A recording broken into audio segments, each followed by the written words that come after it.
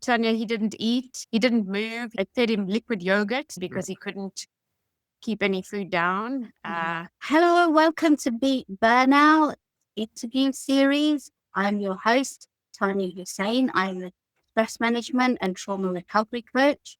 And today, Tania Adams and Dylan Murray join us.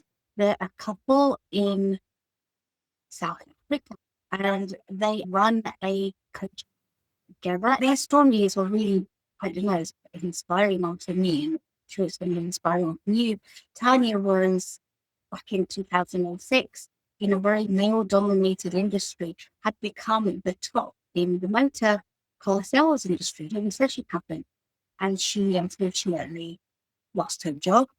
She was expecting, and that was pretty traumatic. And Dylan was in the insurance industry, selling insurance. So we want to address both of you. Tell the back with Jen. Come November, I ended up having a massive breakdown, and it was like somebody just pulled the plug and it stopped one afternoon in the office. It was just all over for me. There was no light at the end of the tunnel 12 months ago. And today, I wouldn't recognize myself if I saw myself 12 months ago.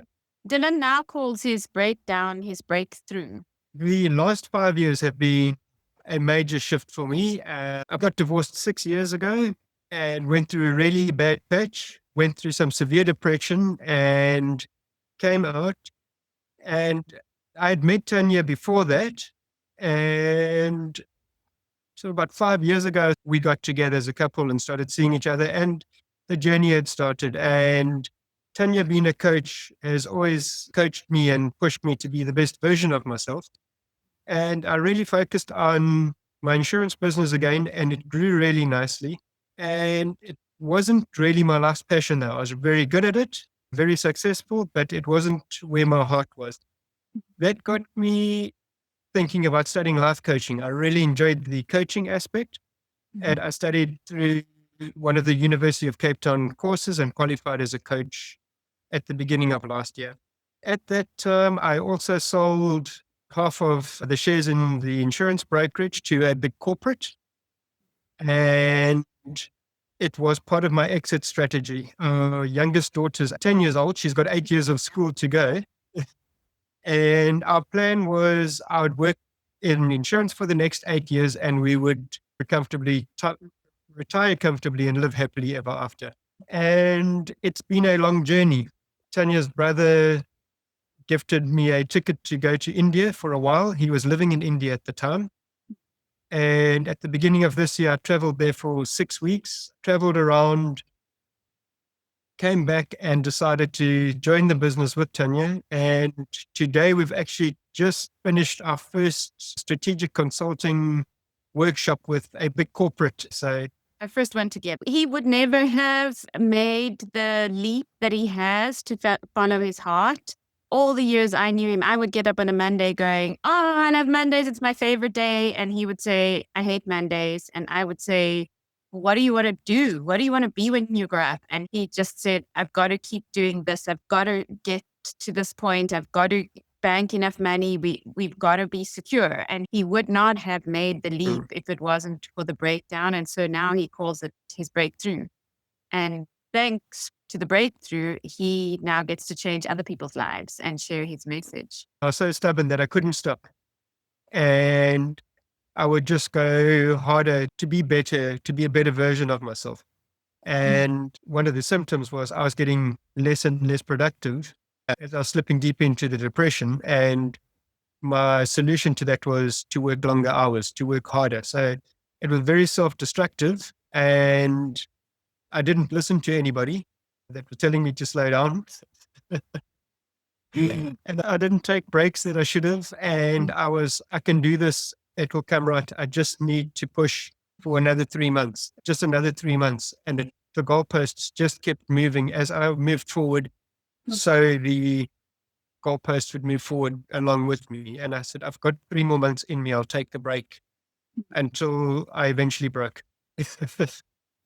And could you tell me a little bit about that complete breakdown actually breaks through? what actually happened? Yeah, it was pretty much a single instant.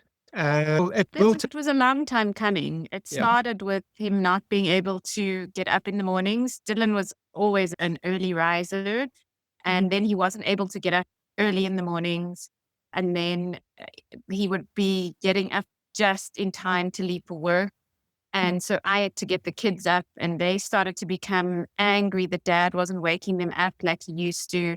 And I had to try and explain to them that it's not that dad doesn't want to wake you. He can't. He doesn't sleep at night. And so in the mornings when he eventually does fall asleep, he can't get out of bed. And so the breakdown started to happen before the day that he broke.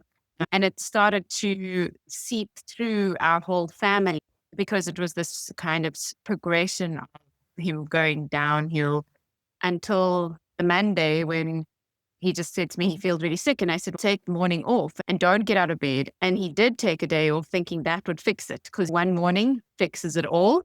And then he went to work the following day and then he broke the minute he sat at work. He sat in front of his computer and Yeah, I didn't make lunchtime that day. Sitting there and looking at the computer and the tears just started coming out. I thought, pull yourself together, closed my office door. And I just couldn't stop. And I thought, what's going on? What is this all about? What am I doing with myself? So I was still crying. I walked out to my PA at the time. I said, I'm taking early lunch. I'll see you later. And she looked at me, shook her head and said, I don't think I'll see you again. I drove home, pretty much climbed into bed, and that was it. oh, Tania, he didn't eat. He didn't move. He barely spoke. I fed him liquid yogurt just to get something into his body because he couldn't keep any food down. Couldn't take phone calls. If I heard my phone ringing, I'd have a complete panic attack. I took his phone, I took his computer, I took all his keys. calls, everything sort of to come through me because he just would get triggered and he couldn't cope. So, yeah, went down to our GP, the local doctor, and he pretty much just tried to drag me up, put me on sleeping tablets to try to sleep. I hadn't slept for about 3 nights prior to the breakdown. It was just this constant trying to run on adrenaline, but there was no adrenaline left. And the medication probably saved my life. In fact, the only solution that every line of questioning I went to would end up in suicidal thoughts. And I went to the psychologist and I said to him, everything is pointing to suicide and I don't want to die. I've got 3 children I really love. I've got a wonderful relationship that I'm in for the first time ever. I found my soulmate. We just clicked together and I was so scared. I said, I'm so scared that I do something when I'm not in a frame of mind and I can't come back from it. And Tania was very supportive, controlled my medication, would give me the tablets I needed for the day at the right time. He couldn't even drive. That's how, like he couldn't drive. Our housekeeper was the eyes to make sure that if I moved from the room, I'd move from the one side of the house to the other, sit on a chair with a blanket over me, and she would just make sure that I wasn't up to anything silly, jumping out a window or something. And it was like that for a long time.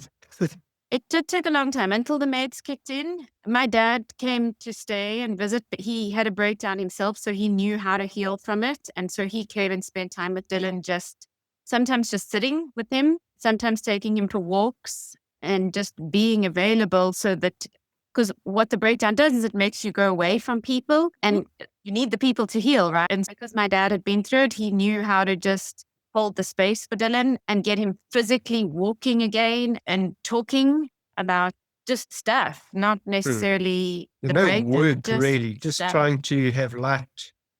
And then there was the Conversation. therapy. Then he put himself in therapy to change the old thinking patterns that had forced him there in the first place. And that was a cocktail, the drugs, the peopling, like my dad helping him, and the therapy, exercising. And then the trip to India. We needed medication for a while. And I think some people are really anti-medication. I actually believe sometimes for some people that is what you need. Sometimes you need medication and therapy. As I keep saying, one strategy, one size doesn't fit all. And I kind of wanted to ask you, it seems to be Tanya saying that your breakdown stroke breakthrough was quite a gradual thing. The end result was pretty traumatic. When I asked you first did you actually recognize that you were heading for a breakdown stroke? It would never happen to me. So even medication, I'm not the type of person to take medication, headache tablets, cough syrup, anything. It's not something I do. When I got to the place of the breakdown, I realized that I took it seriously enough. I'd seen the impact on the people around me, and suddenly my eyes were open and I realized the only person that's going to be able to change me is myself. Something's got to change. It's got to start inside. That said, I wouldn't be able to do it without the support team, but I had to swallow my pride and say, actually, I need help. I had to put my hand up eventually. And I really relate to that as well, because you can blame your partner, your children, employer, your friends, you can blame God, your life really not being the way you want it to be. But sometimes, a lot of the time, it's about making that shift within yourself. Yeah. And that kind of swallowing your pride, it requires a lot of courage, wouldn't you say? Yeah, absolutely. My big thing that I had to work on in therapy was to actually admit that it's not all my fault. The breakdown I blamed on myself completely. And then we had to start unpacking things where by nature I'm a people pleaser. So somebody wants something, I didn't have healthy boundaries at all. And I would just take on, and the old saying, give a busy person something to do and he'll find the time to do it. That was me. And when it did happen, I started straight away. I said, why haven't you taken care of yourself? And I was quite hard on myself. And the therapist helped me unpack it to see that it was the modeling from a small child, from the school that I went to. A lot of the things that I was automatically doing and accepting was things that I just accepted as the way it works without questioning it. And so working on my boundaries was a massive shift for me. And it's one of the things I'm very strict with myself about now, as well as some of the other things that I've got in place to keep me in a healthy space. I'm very disciplined with certain things that I know keep me on track. For me, having the depression is similar to somebody being a diabetic. It's not something that just goes away. It's something that I now need to manage. I've got a brain injury. It's not as severe as that, but the way I see it is you've got a brain injury or you're susceptible to episodes of depression. What are you doing every day to manage that? And I've got a daily routine and some exercises that I do to keep the black dog at bay. And I think I'm really glad that you shared that this is an ongoing thing. It's to implement, incorporate self-care and self-management strategies. And that self-talk is really important to have that. No kind, positive self-talk, because a lot of the time we are so hard on ourselves. We're so hard on ourselves, and this constant having to prove that I am good enough. So you do work harder and harder and harder, but nothing because it's good enough. And then you work harder and harder, and then it becomes this self-fulfilling prophecy that, you're not achieving because you set these really unrealistic goals that nobody can achieve. It's impossible to achieve. Thanks. I'm really glad you shared your story about that the goalposts kept changing. The 3 months maybe became 6 months. And I kind of want to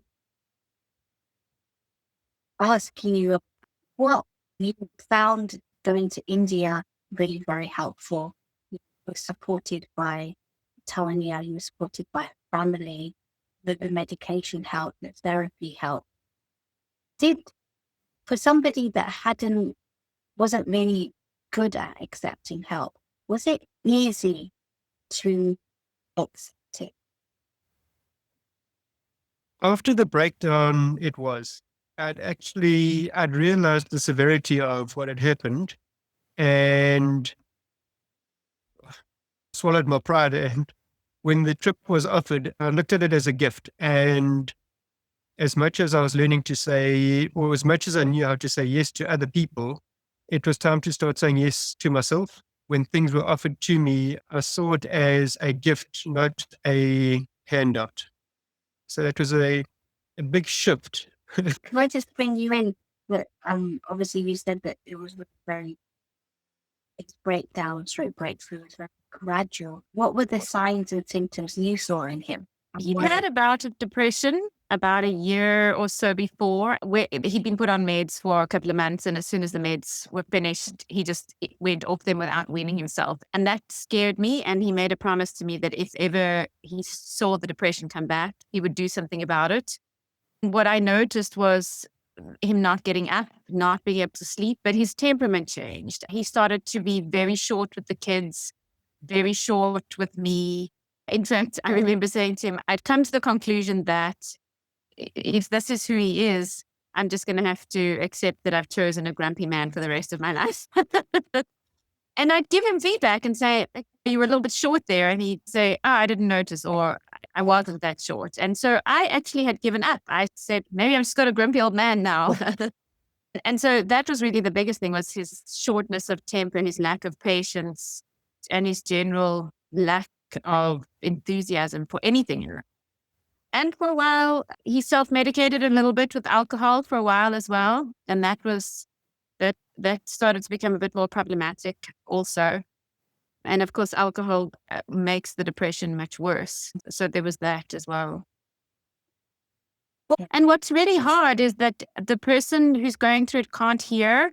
So the more the kids were giving him feedback, in fact, our son started to say he's not even going to get out of bed if dad doesn't wake him up. So he would refuse to go to school. So the system was trying to say, Dad, there's a problem.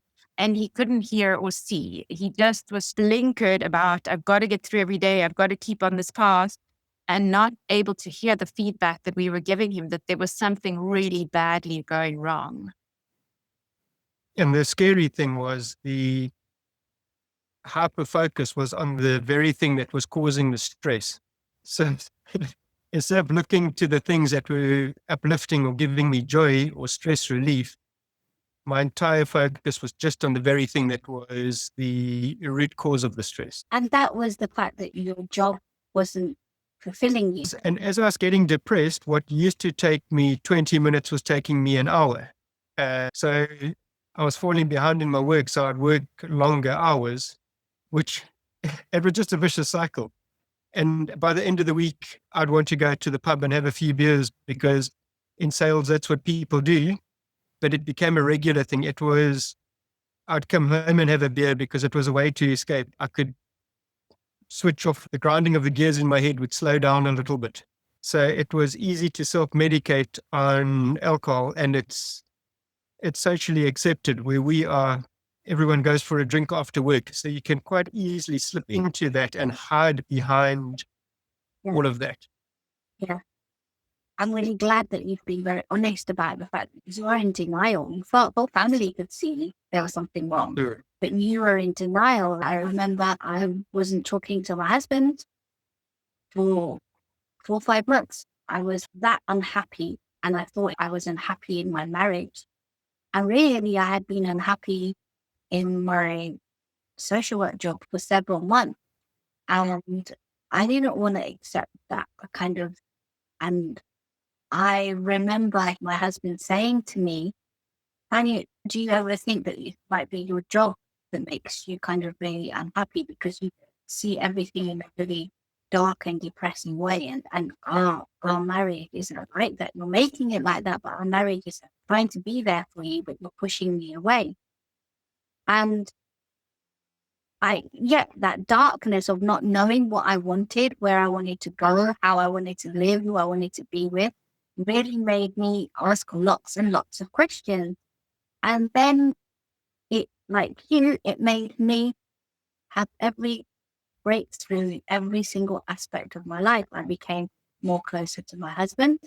I became more closer to my family that I had distant to my twin brother and my younger brother and my sister-in-laws and nephews and nieces for many years.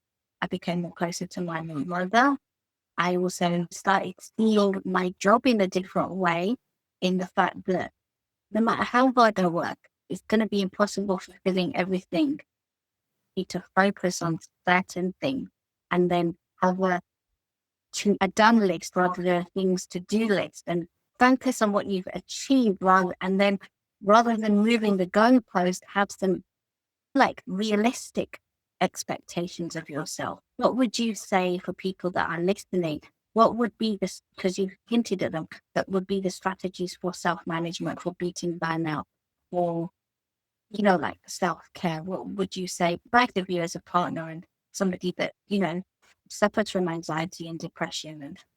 And because I think, like you said, those boundaries are really important, but then when we haven't had them most of our life, it's really then hard, because it sounds like you're now putting in boundaries in place. What would you say those boundaries or those strategies are? For me personally, I've got mapped out my recovery. So the first was seeing the doctor and realizing that I needed professional help. So it was a doctor and a psychologist that I started with, and then working with a coach just to reframe my mindset around things. With the psychologist, I decided I'm doing a career change. I wasn't that important that the insurance industry would all fall apart if I'd left. So I didn't go back. Medication was a definite help for me in the space I was in. I won't say it was a quick fix, but it narrowed the band of emotions for the time, just so that I could start getting back on track. It's been a year. I'm still on my antidepressants. I'm taking it that seriously. I'm checking in with the doctors and that, and I'm not going to pretend I know better than the people that study this stuff. Exercise is, you can't discount the value of exercise. It's probably one of the biggest things. Proper sleep habits, healthy sleep habits, which Tania's helped me work really hard on getting the right amount of sleep, or even bought a nice pillow for me so it's comfortable to sleep on. Diet is critical. A healthy diet that keeps consistent energy levels. Early on in my recovery, I'd find myself feeling depressed. I was actually just hungry or had low energy, but it would show up as depression. I've now learned to manage my diet a lot better. I found out what foods work for me, what doesn't work for me, stay away from excesses of things. I enjoy the odd chocolate. I enjoy hamburgers. I even have a beer on occasion now and again, but I don't have that craving for alcohol like I did. So it's a good general balance. I don't walk around with the whipping myself if I do something wrong. And then meditation has been a massive breakthrough for me since April this year. Every day, it's out of all the things, it's one of the routines that I do more often than any of the other. Not the sort of spiritual type meditation, more mindfulness-based meditation, just focusing on myself, my feelings, my emotions, what I feel like in my body, and just quietening the noise that constantly runs in my head. So I don't think there's any one fix for it. It is a combination of things. I'm really glad that you said all that, because diet, medication, exercise, sleep really are like, take all these things for granted. Oh yeah, we're going to be okay with that. We're adults and sleeping. But no, I mean, I think nowadays with the way mobile phones are constantly taking over our lives, we don't know how to switch off.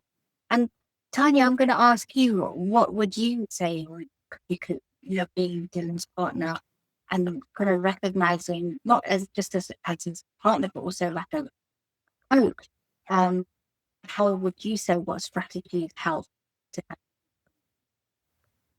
The first thing that I think, and it'll probably be relevant for anybody who's listening, is that Dylan made a decision right at the beginning that in order to honor us as his family and the world at large, he had a duty to take care of his mental health.